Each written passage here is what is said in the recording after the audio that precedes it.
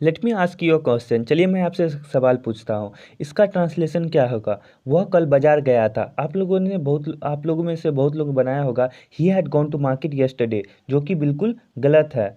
Actually ये जो question है सिंपल पास्ट टेंस का है। तो इस वीडियो में हम लोग पढ़ेंगे simple past tense. Simple past tense में हम लोग पढ़ेंगे पहले आइडेंटिफिकेशन क्या होता है इसका, फिर डेफिनेशन क्या होता है, फिर देखेंगे स्ट्रक्चर, और फिर देखेंगे अपना सबसे पहले हम चलिए आइडेंटिफिकेशन देख लेते हैं। आइडेंटिफिकेशन है था, ती थे, ते थे, या, ये आ ई, या था, आ था, ई थे। जैसे कि मैं पढ़ता था, वो सोती थी, वे लोग हंसते थे। तो इस तरह का वो लोग हंसते थे। जैसे कि मैंने खाना खाया, वो उन लोगों ने पढ़ाई की। तो इस तरह का आइडेंटिफिकेशन आए हिंदी में, तब आपको सिंपल पास्ट टेंस का इस्तेमाल करना है। ऐसे आपको याद करने की ज़रूरत नहीं है। अब मैं डेफिनेशन जो बता रहा हूँ उस डेफिनेशन को याद रखें। नेटिव किस तरह इस्तेमाल करते हैं अपनी स्पीकिंग में, तो आपको आइडेंटिफिकेशन याद करने की ज़रूरत ही नहीं पड़ेगी। चलिए देखते हैं डेफिनेशन क्या है। Simple past tense is use to describe a completed activity that happened in the past. मतलब क्या हुआ, simple present tense, simple past tense का इस्तेमाल उस एक्टिविटी, उस एक्शन को बताने के लिए किया जाता है जो पास्ट में हुआ है, जो पास्ट में घटित हुआ है। जैसे कि मैं बोलता हूँ, जैसे कि एग्जाम्पल ले लेता हूँ, 1 घंटा पहले मैंने खाना खाया। 1 घंटा पहले मैंने खाना खाया, जो खाने का एक्शन था वो कंप्लीट हुआ ना 1 घंटा पहले, कहीं पास्ट में, कोई टाइम में। तो जो भी काम पास्ट में कुछ समय पहले ही हो चुका है, कंप्लीट हो चुका है, तो उस एक्शन को बताने के लिए आपको पास्ट, सिंपल पास्ट टेंस का इस्तेमाल करना है। इसे पास्ट इंडेफिनिट भी कहते हैं। तो आपको कोई भी एक्शन जो कंप्लीट हो गया है उसको बताने के लिए सिंपल पास्ट टेंस का इस्तेमाल करना है। जैसे कि मैंने खाना खाया, तो ये क्या काम कंप्लीट हुआ है कि नहीं, हो गया है, तो सिंपल पास्ट टेंस। मेरी माँ बाजार गई, तो उस क्या है, ये काम पास्ट में कंप्लीट हुआ है। तो मेरी माँ बाजार जाने का काम क्या हो गया, पास्ट में कंप्लीट हो गया, सिंपल पास्ट टेंस का इस्तेमाल। तो आपको आइडेंटिफिकेशन याद करने की जरूरत नहीं। अगर आप भूल जाते हैं डेफिनेशन, तो आइडेंटिफिकेशन हो सकता है याद रहे, हो सकता है ना रहे, पर डेफिनेशन आपको, कॉन्सेप्ट आप समझ जाते हैं, किस तरह नेटिव सोचते हैं, अगर आप वो समझ जाते हैं तो आप भूलेंगे नहीं। आपको जब भी सिंपल पास्ट का इस्तेमाल करना हो अपनी स्पीकिंग में कर पाएंगे। तो डेफिनेशन आप समझ गए। आइडेंटिफिकेशन क्या था, ता थी, ते थे, या, ये, ई, आ था, ई थे। कुछ कुछ कन्फ्यूज़न क्या है लोगों को, जैसे कि मैं बाज़ार गया और मैं बाज़ार गया था, तो दोनों में क्या अंतर है। कुछ लोग बनाते हैं मैं बाज़ार गया, तो ये सोचते हैं सिंपल पास्ट से है, तो बनाते हैं आई वेंट टू मार्केट, मैं बाज़ार गया। और मैं बाज़ार गया था, इसको सोचते गया था लगा है, तो इसको किस तरह, किससे बनाएंगे, पास्ट परफेक्ट से बनाएंगे, जो आगे पढ़ाऊंगा मैं। तो बनाते हैं I had gone to market, जो बिल्कुल ही गलत है, बिल्कुल ही रॉन्ग है। इससे कोई ये नहीं है कि गया था, या था, आ था रहे, तो इसको पास्ट परफेक्ट से बनाना। जब मैं पास्ट परफेक्ट बताऊंगा तो वहाँ पे हर चीज़ क्लियर कर दूंगा। बस आप याद रखें, कोई भी पास्ट में एक्शन हुआ तो वहाँ पे सिंपल पास्ट का इस्तेमाल करना है। मैं बाज़ार गया और मैं बाज़ार गया था, तो दोनों में तो बात वही ना है, बाज़ार जाने का ही काम हुआ पास्ट में। तो वहाँ पे कोई कन्फ्यूज़न नहीं रहना चाहिए। और कुछ कुछ वर्ड्स है जो सिंपल पास्ट के साथ इस्तेमाल होते हैं, जैसे कि वो वर्ड्स है जिसे एडवर्ब्स ऑफ टाइम कहते हैं, एडवर्ब्स कहते हैं। वो है यस्टरडे, जैसे कि कल, यस्टरडे, एन आवर एगो, 1 घंटा पहले, last week, last month, last year, the day before yesterday, मतलब परसों, बीता हुआ परसों, ठीक है, लास्ट नाइट, पिछली रात, लास्ट मॉर्निंग, पिछली मॉर्निंग को।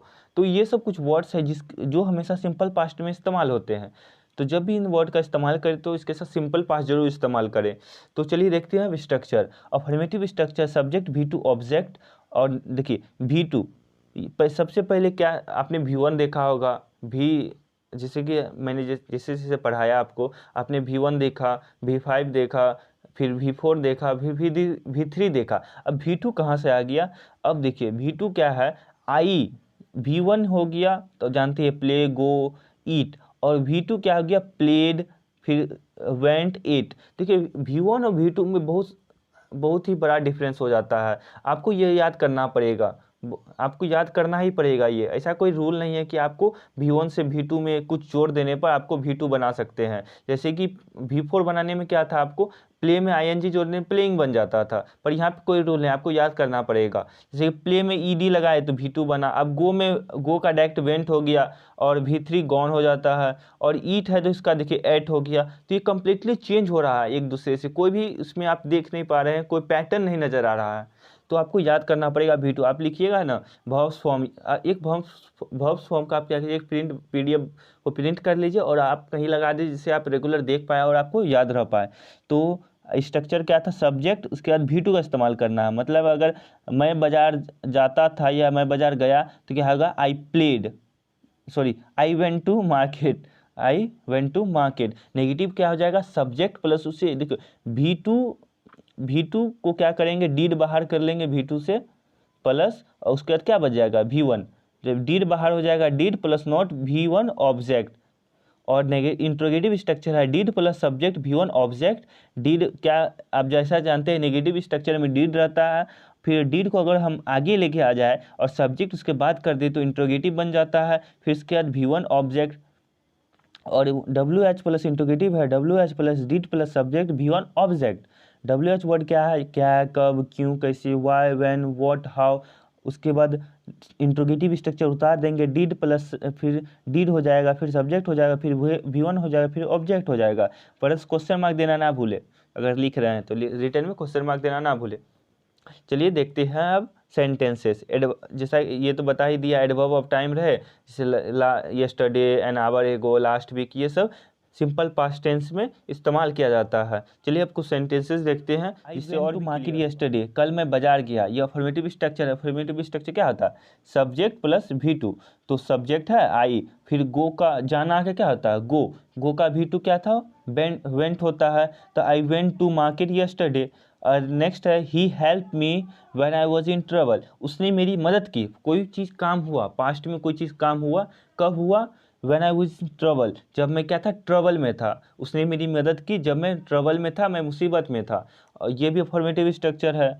नेक्स्ट है Rahul did not complete his homework, Rahul ने अपना होमवर्क कंप्लीट नहीं किया। डिड आ गया, ये नेगेटिव स्ट्रक्चर हो गया, सब्जेक्ट प्लस डीड प्लस उसके बाद क्या था, नॉट, फिर V1 ऑब्जेक्ट। तो राहुल हो गया सब्जेक्ट, फिर डिड आएगा, फिर नॉट, डिड के बाद नॉट, फिर कंप्लीट हिज होमवर्क, राहुल ने अपना होमवर्क कंप्लीट नहीं किया।